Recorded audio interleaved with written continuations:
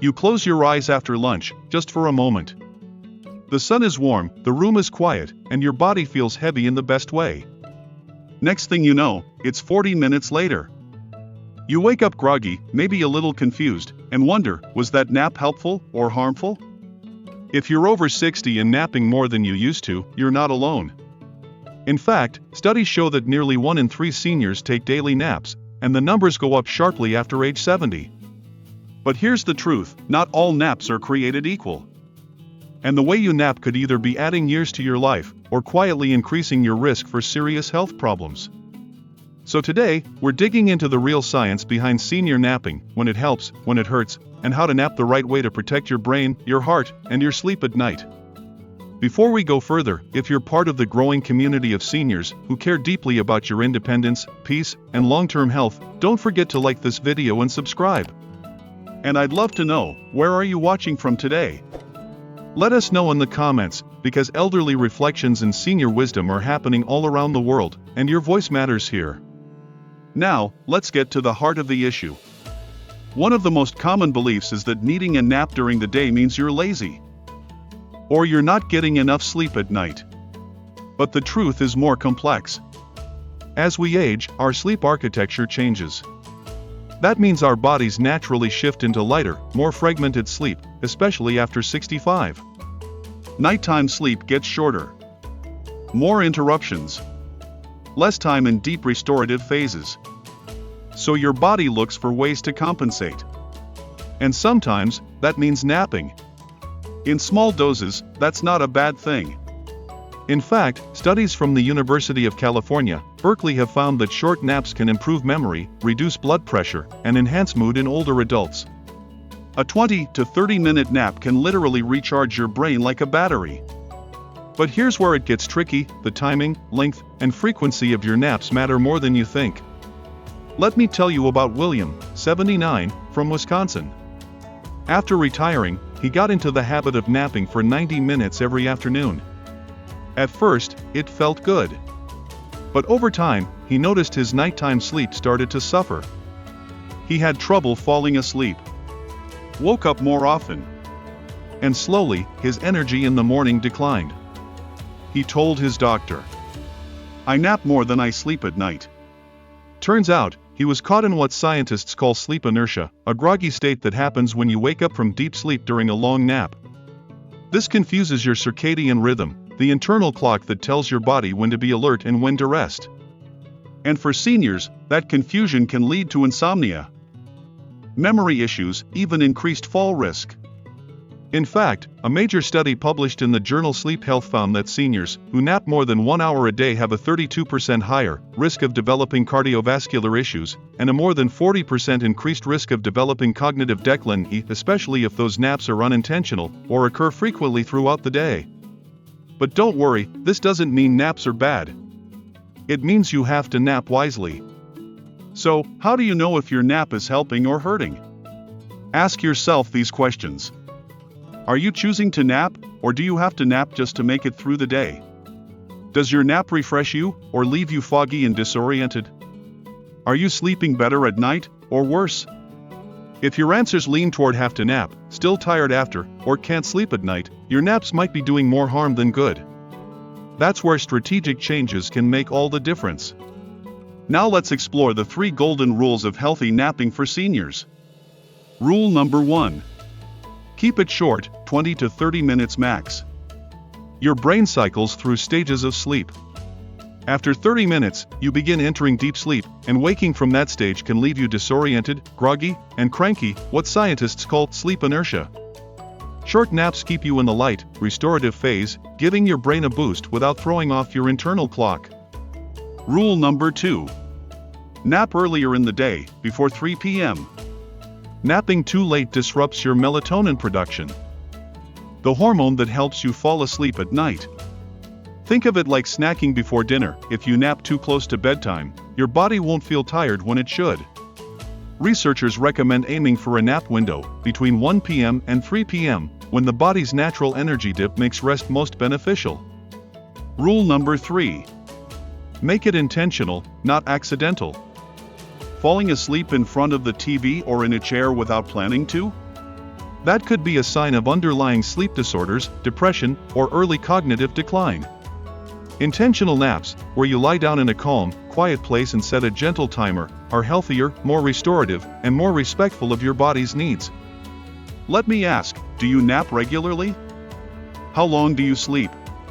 Does it help, or does it make you feel worse? Drop a comment and let us know, because in the next part, we're going to talk about what frequent daytime napping might be telling you about your overall health, including early warning signs of dementia, heart disease, and metabolic decline, and how to turn your daily rest into a tool for longevity, not a trap for decline. If you're finding this helpful, please like the video and subscribe for more elderly health tips rooted in science, stories, and timeless wisdom. Not all naps are created equal, and not all nap habits are harmless. If you're a senior who finds yourself dozing off multiple times a day, nodding off without realizing it, or waking up from naps feeling more tired than before, your body might be trying to tell you something. In fact, new research from Harvard Medical School and the Journal of Alzheimer's Disease shows that frequent, excessive daytime napping in adults over 70 may be an early sign of cognitive decline, particularly in areas related to attention, memory, and executive function. What's more, these unplanned naps are often linked to disrupted sleep cycles, rather than genuine rest. Let me explain. When we're young, sleep happens in a strong, predictable rhythm, about 7 to 9 hours of consolidated sleep at night, then alertness through most of the day. But as we age, that rhythm can weaken. Nighttime sleep gets lighter. Wake-ups become more frequent. And the result is daytime drowsiness, not because the body needs more sleep, but because it didn't get quality sleep the night before. So what happens? You nap to compensate. But instead of restoring energy, these naps often fragment your sleep cycle even further, creating a loop of shallow rest, low energy, and more naps. Let me tell you about Geraldine, 83, from Virginia. She was sharp, active, and independent, until a year ago when her family noticed she began napping twice, sometimes 3 times a day. It wasn't intentional. She'd sit down with a book and drift off. She'd doze off while watching TV, even in the middle of conversations. She always blamed it on a bad night's sleep, but as the months passed, she started forgetting names, misplacing things, and struggling with tasks that used to be simple. Her doctor ran a cognitive assessment. Early-stage dementia. And the most telling clue? Her involuntary daytime sleep. Now, this doesn't mean every senior who naps has dementia, not at all. But science is telling us something important. How you sleep during the day reflects what's happening in your brain. According to a 2022 study led by UC San Francisco, seniors who nap more than 1 hour a day are twice as likely to develop Alzheimer's-related changes in the brain. And these changes can begin years before symptoms become obvious. So what can you do? First, listen to your naps. Are they refreshing? Or do you feel cloudy afterward? Are they planned? Or do they sneak up on you? Second, evaluate your nighttime sleep. Are you waking up more than twice a night? Do you lie in bed for more than 30 minutes unable to fall asleep? Do you rely on pills, TV, or background noise just to drift off? These are signs that your sleep quality, not your age, might be the issue. And the fix isn't more naps, it's better recovery at night. Let's shift focus to something just as important: heart health. In addition to cognitive risks, long or frequent naps have been linked to increased cardiovascular issues in older adults. According to the American Heart Association, seniors who nap for more than 60 minutes per day, especially in combination with poor nighttime sleep, show higher rates of high blood pressure, irregular heartbeat, and insulin resistance. These aren't just side effects. They're red flags. You see, your body relies on deep sleep to regulate inflammation, repair blood vessels, and balance hormones. But when your sleep is fragmented, too much here, too little there, those systems go out of sync. Over time, this contributes to higher stress on your heart and metabolism, even if your blood work looks normal. Let me share the story of Tony, 76, from Arizona. He was proud of his routine. Coffee at 7 a.m., golf at 10, lunch and a nap around 2. The problem? His naps stretched to 90 minutes, then 2 hours. And slowly, his blood pressure crept up. he developed mild arrhythmia. His doctor asked him about his sleep, not his diet, and discovered that Tony's nighttime rest was broken into 5 short chunks. His body never reached deep sleep. They made one change: Tony cut his nap to 25 minutes, before 2 p.m. Within 2 months, his heart rhythm stabilized. His energy improved. And he slept deeper at night. The point is this: it's not about avoiding naps. It's about making naps work for you. And here's how to do that. First, track your naps. Use a simple notebook. Record the start and end time. How you felt before. How you felt after. Over a week, you'll start seeing patterns. Is your nap replacing poor sleep, or is it interfering with it? Second, create a nap-friendly environment. No TV, no loud background noise. Lie down in a quiet, darkened space, not your bed. Why? Because your brain should associate your bed with nighttime sleep, not short rests. Third, use a timer. Set it for 25-30 minutes, max. Even if you don't fall asleep fully, the act of resting with your eyes closed still lowers cortisol and improves brain function without risking the grogginess of deep sleep. Fourth, don't nap after 3 p.m. Evening naps interfere with melatonin release. Think of this as protecting your bedtime. Fifth, stay active after waking. Get some light, move your body, re-engage with the day. This helps reset your circadian rhythm and tells your brain, I'm awake now. But what if you're not napping and still feel exhausted? That could be a sign of something else, like undiagnosed sleep apnea, depression, low thyroid, or chronic inflammation. Seniors often assume that tiredness is just part of aging, but sometimes it's your body's way of asking for help. And that's why awareness is power. The way you nap, how often you nap, and how you feel after napping all offer clues about your brain health, your heart, and your future well-being. So ask yourself tonight: am I resting or escaping? Am I napping out of rhythm or as a tool for recovery? Because when you align your naps with your body's true needs, something beautiful happens. You stop drifting through the day and start living it with clarity. If this is making sense to you, share in the comments. What's your nap routine? What's worked for you, and what hasn't? And if you haven't already, please like this video and subscribe to the channel. This is where senior health meets real-life wisdom, where we share not just what to do, but why it matters. So far, we've uncovered the science behind napping after 70, how it can either restore your body or quietly disrupt your health. We've seen that naps aren't inherently good or bad, it's all about how, when, and why you nap. But let's go deeper, because sometimes your nap isn't about sleep at all. Sometimes it's a substitute for something missing. Connection, stimulation, purpose. See, after retirement or after a major life change, like losing a spouse, downsizing a home, or moving farther from family, many seniors find their daily structure dissolving. Without meaning to, naps slip in to fill the space. You feel tired, not just in your body, but in your spirit.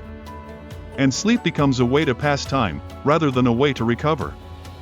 Let me tell you about Shirley, 81, from Ontario. After her husband passed, she began napping twice a day. Not because she felt physically exhausted, but because, in her words, there was nothing else to do. Her meals got later. Her sleep shifted. She stopped walking outside. Slowly, her energy declined, her mood darkened, and her memory began to falter. Her doctor ruled out major health issues. The problem wasn't her body, it was the lack of rhythm, the absence of joy, and the disconnection from the world around her. So we helped her rebuild structure. Not a strict schedule, but gentle anchors throughout the day. A walk at 10 a.m. Lunch with music. A call with her granddaughter every Tuesday. Her nap stayed, but it moved to 1 p.m. for just 25 minutes after a morning of activity. That small change turned everything around. Her mood lifted. Her memory sharpened. She started painting again. Because here's the truth. Your body needs rest, but your soul needs purpose. And when you reintroduce even the smallest sense of purpose into your day, your need for escape, your urge to nap out of boredom or sadness, begins to fade. Let's talk about a few powerful habits seniors can adopt to balance energy naturally, without relying on long naps. First, bright light in the morning.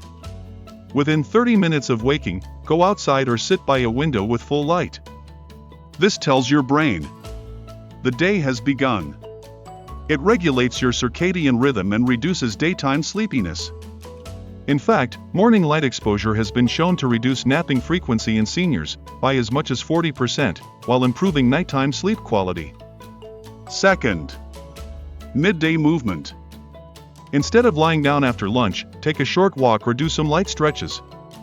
Movement boosts circulation, supports digestion, and gives you the same mental reset you'd get from a nap, without disrupting your sleep-wake cycle. 3th. Meaningful engagement. Schedule something small but meaningful afternoon. A phone call. Watering the plants. Writing in a journal. These activities give the brain stimulation it craves, and reduce the emotional fatigue that often leads to unplanned napping. 4th. Nutrient-rich meals. Low energy in the afternoon is often caused by blood sugar crashes. Seniors who eat carb-heavy lunches, like white bread, pasta, or sugary desserts, are more likely to feel drowsy and reach for a nap. Try balancing your midday meal with protein, healthy fats, and fiber, like a piece of grilled chicken, avocado, and some steamed greens. The energy will last longer, and the urge to nap will lessen. 5th. Sleep environment check. Finally, make sure your nighttime sleep is truly restful. Check your mattress, room temperature, noise levels, and bedtime habits. Even subtle disruptions, like falling asleep with the TV on, or using a phone in bed, can lead to fragmented rest that leaves you chasing energy during the day. But what if you love your nap? That's okay. Napping, when done right, is one of the oldest human traditions. Cultures all over the world, from Mediterranean siestas to Japanese inamuri, honor the midday rest. It's not laziness. It's renewal. But it must be intentional, respectful of your brain's natural rhythm, and aligned with the life you want to live. So here's a question to carry into the rest of your day. Are my naps supporting my energy, or replacing my purpose? And here's a gentle invitation. Try replacing one nap this week with something that brings you joy. A letter to a friend. A walk with a neighbor. A quiet moment with your favorite music.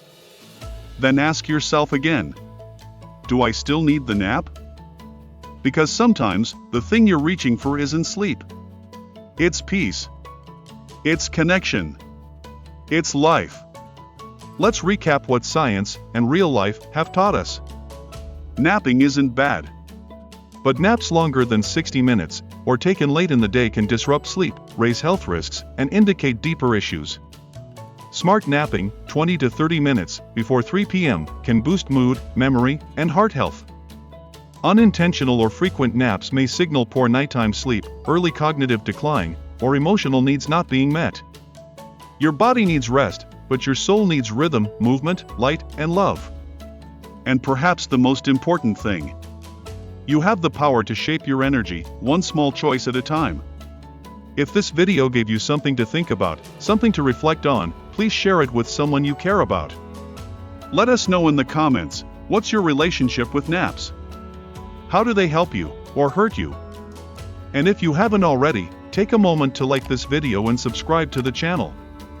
We're here every week with elderly reflections, senior health wisdom, and real tools for living fully, at any age. Now, before you go, one last question. Where are you watching from today? Your story matters here. And we're so grateful to have you with us. Until next time, may your rest be intentional, your energy be steady, and your days be filled with purpose.